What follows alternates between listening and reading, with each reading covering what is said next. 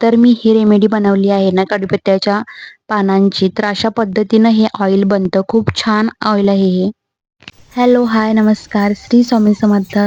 तर मी तुम्हाला पूर्वीच्या व्हिडिओमध्ये सांगितलं होतं, की माझे पूर्वी केस खूप पिकलेले आणि त्यावर मी होम रेमेडीज ट्राय करून बघितल्या होत्या. तर सर्वात आधी मी जी रेमेडी ट्राय केली होती ना, तर ती कढीपत्त्याच्या पानांची होती.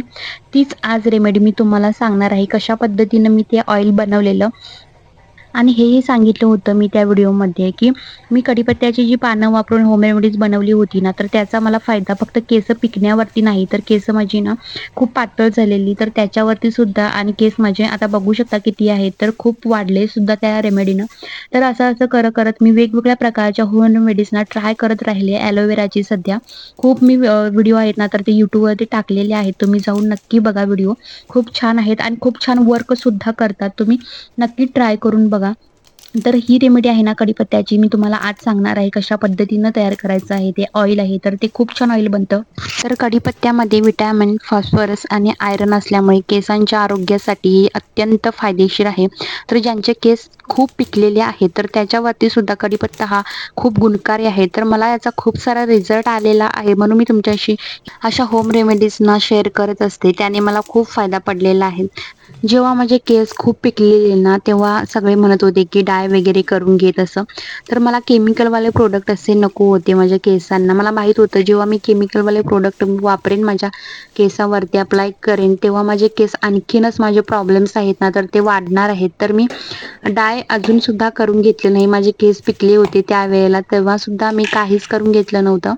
तर ही रेमेडी मी तुम्हाला दाखवते. तर सर्वात आधी कढीपत्ता आहे ना, तर तो मी काढून घेऊन स्वच्छ पाण्याने धुवून घेतला होता. कारण की त्याच्यामध्ये डस्ट वगैरे असते ना, तर त्यासाठी. तर ही कढीपत्त्याची पानं आहेत ना, तर ती मी 9 ते 10 त्या बारीक टिक्क्या असतात बघा, तर त्या वापरल्या होत्या. तर ही अशा प्रकारे मिक्सरमध्ये मी घालून घेतली होती. स्वच्छ पाण्याने धुवून झाल्यानंतरच हिला वापरायचं असतं पानांना त्या. तर स्वच्छ धुवून झाल्यानंतर मिक्सरमध्ये असं बारीक होतं ते. असं बघा किती छान आपली बारीक पूड झालेली आहे. तर अशीच पूड लागते आपल्याला.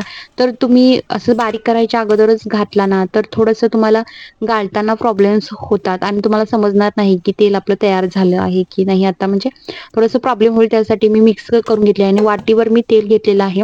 तर मी तेल किती घ्यायचं आणि त्याची पाने किती घ्यायची आहे ते सुद्धा मी तुम्हाला सांगितलं आहे. तर एक वाटीमध्ये मी 9 ते 10 अशी पानं घेतली होती अशी काढून त्याची आणि ती बारीक करून घेतली होती. तर तुम्ही तुमच्या हिशोबानं 1 वाटी 2 वाटी तेलामध्ये करत असाल तर तसं बघून तुम्ही करू शकता. तर हे जे तेल आहे ना, तर ते मी बारीक गॅस करून ठेवलेलं आहे. गॅस आपलं मोठं नको पाहिजे. त्याने जी ही रेमेडी आहे ना, तर ती जळून जाईल आणि आपल्या केसांना त्याचा काहीच फायदा होणार नाही त्यासाठी. तर मी आधीच गॅस बारीक करून घेतलं होतं. ही कढई आहे, तर लोखंडाची कढई आहे ही. कारण मी याच्यामध्येच होम रेमेडीज माझ्या असतात ना, तर खूप साऱ्या होम रेमेडीज मी याच्यामध्येच बनवते केसांसाठी. तर थोडंसं तेल गरम झालेलं असतं आपलं, तर तेव्हाच ही रेमेडी बनवायची. तर थोडंसं मी टाकून बघितलं होतं, तर थोडंसं वरती आलं, तर तेव्हा मी टाकलं होतं याच्यामध्ये ते पावडर होती ना, तर ती आणि अशा प्रकारे हलवून घ्यायचं थोडं. गॅस मोठं करायला जायचं नाही. जेवढं तुम्हाला गॅस बारीक करता येईल तेवढं पूर्णपणे बारीक करून घ्या आणि असं हलवत राहायचं त्याला. जेव्हा तुम्हाला आता एक ट्रिक सांगते मी तुम्हाला. तर याच्यामध्ये मी ती कढीपत्त्याची पानं आहेत ना, तर ती का टाकलेली आहे, तर पुढं व्हिडिओमध्ये बघा. तर मी का टाकली होती त्याच्यामध्ये तशी पानं, तर ती चेक करताना मी तुम्हाला सांगेनच. तर तोपर्यंत असं हलवून घेत राहायचं आणि ही रेमेडी आहे ना, तर ती खूप छान बनते. तर आपल्या भारतीय आहारात ह्याचा समावेश होतोच होतो. कारण कढीपत्ता हा असं एक पान आहे ना, तर ते आपल्या खूप म्हणजे आरोग्यासाठी सुद्धा, आपल्या चेहऱ्यासाठी म्हणा, केसांसाठी तर खूप फायदेशीर आहे ही कढीपत्ता म्हटल्यावर. तर डायबिटीज पेशंट असतात किंवा हृदयविकार असतो. खूप साऱ्या अशा समस्या असतात, की रोगप्रतिकारक शक्ती म्हणा, सौंदर्यात भर टाकणारं जसं की एलोवेरा आपलं आहे, तसंच ते कढीपत्ता सुद्धा आहे. आता आपलं ऑइल तयार झालेलं आहे, तेल तयार झालेलं आहे. हे आपल्याला कसं कळतं? तर इथं मी थोडीशी पानं टाकली होती बघा, तर तीच आता अशी घ्यायची हातावरती आणि थोडंसं असं हे करून बघायचं त्याला, म्हणजे आपलं तेल तयार झालं आहे की नाही आपल्याला समजतं. तर ते पान आहे ना तर ते क्रिस्पी होतं, एकदम कुरकुरीत होतं आणि आता आपलं तेल तयार झालेलं आहे हे आपल्याला समजतं. जर पान आपलं चांगलं ते म्हणजे तेलामध्ये भाजलं गेलं नाही तर समजायचं की आणखी थोडा उशीर ठेवायचं असतं. तर बघा इथं पान आहे ना तर ते पूर्णपणे विरघळलेलं आहे, आता वरती क्रिस्पी झालेलं आहे एकदम कुरकुरीत असं. तर आता हे तेल आहे ना तर ते तयार झालेलं आहे आपलं. आता हे तेल आहे ना तर ते पूर्णपणे थंड व्हायला ठेवायचं, नंतरच ते कपड्यामध्ये गाळायचं. तर थोड्या वेळासाठी मी ठेवलं होतं असं तेल आणि एक स्वच्छ असा कपडा घ्यायचं.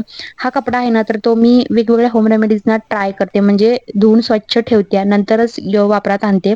तर चांगला असं गाळण्यासारखा कपडा घ्यायचं, त्याच्यानेच गाळू शकतो चांगल्या प्रकारे असं. तर एका बाउलमध्ये मी कपडा असा ठेवलेला आहे आणि हे तेल बघा किती छान कलर सुद्धा आलेला आहे आपल्या तेलाला. तर पूर्णपणे आपलं तेल आहे ना तर ते चांगल्या प्रकारे गरम झालेलं आहे. तर पूर्णपणे त्याच्यातला अर्क जो असतो ना तर तो सुद्धा उतरला आहे तेलामध्ये आणि आपलं तेल इथं बनवून तयार आहे. आणि हे तेल आहे ना तर ते एका काचेच्या बाउलमध्ये किंवा काचेच्या बॉटलमध्ये तुम्ही घालून ठेवा. खूप दिवसासाठी टिकतं हे तेल आणि जास्त दिवस तर तुम्ही ठेवू नका. काचेची बॉटल असेल तर चालेल, पण प्लास्टिकची वगैरे बॉटल असेल ना तर ते त्याच्यामध्ये जास्त दिवस ठेवू नका तुम्ही. थोडं करून असं तेल तुम्ही वापरा त्याला किंवा पुन्हा एकदा असंच तेल बनवा त्यासाठी. तर काचेच्या बॉटलमध्ये थोड्या दिवस तरी टिकेल, पण जेव्हा प्लास्टिकची बॉटल आपण वापरतो ना तर त्याच्यामध्ये तेल हे जास्त दिवस टिकणार नाही. त्यासाठी थोडं करून तुम्ही वापरू शकता हे तेल आणि कॉटनच्या सहाय्याने हे तेल आहे ना तर ते तुम्ही लावा. खूप चांगल्या प्रकारे लागतं. कॉटनच्या सहाय्याने जेव्हा तुम्ही तेल लावता ना तर पूर्ण स्कॅल्पला, रूटला, केसांच्या मुळांना ते लागलं जातं चांगल्या प्रकारे आणि थोड्या वेळासाठी 5 मिनिटासाठी तुम्ही मसाज केला तरी सुद्धा चांगलाच रिझल्ट भेटेल तुम्हाला. 5 मिनिटं तुम्ही केसांची मसाज करा रूटला, एकदम मुळांना केसांच्या, ते पण हलक्यावरती केसांच्या जी समोरची फिंगर टिप्स असतात ना तुमचे तर त्याने तुम्ही करा हलक्यावरती. त्याने सुद्धा ब्लड सर्क्युलेशन असतं ना तर ते चांगल्या प्रकारे होतं आणि तेल आहे ना तर ते मुळांना लागतं चांगल्या प्रकारे, केसामध्ये मुरतं ते. सर्वात आधी जी रेमेडी वापरली ती हीच आहे आणि त्याने मला खूप फरक पडलेला आहे आणि ती मी तुमच्याशी शेअर केलेली आहे. तर असं तुम्ही होम रेमेडीज ना ट्राय करा, ही सुद्धा तुम्ही रेमेडी ट्राय करा. हळूहळू तुमच्यात ना खूप फरक पडेल. तर माझ्यात तर पडलेला आहे, तुम्ही ट्राय करून बघा, तुमच्यात सुद्धा फरक पडेल. तर याचा कलर तुम्ही बघा किती छान आलेला आहे तो. कढीपत्त्याचे खूप सारे फायदे आहेत. सकाळी उठून कढीपत्त्याची 4-5 पाने जरी खाल्लो ना आपण तरी सुद्धा जेवढे काही शरीरात आपले आजार असतात ना तर ते हळूहळू कमी होतात आणि जास्त करून आजारी होत नाही आपण त्यासाठी.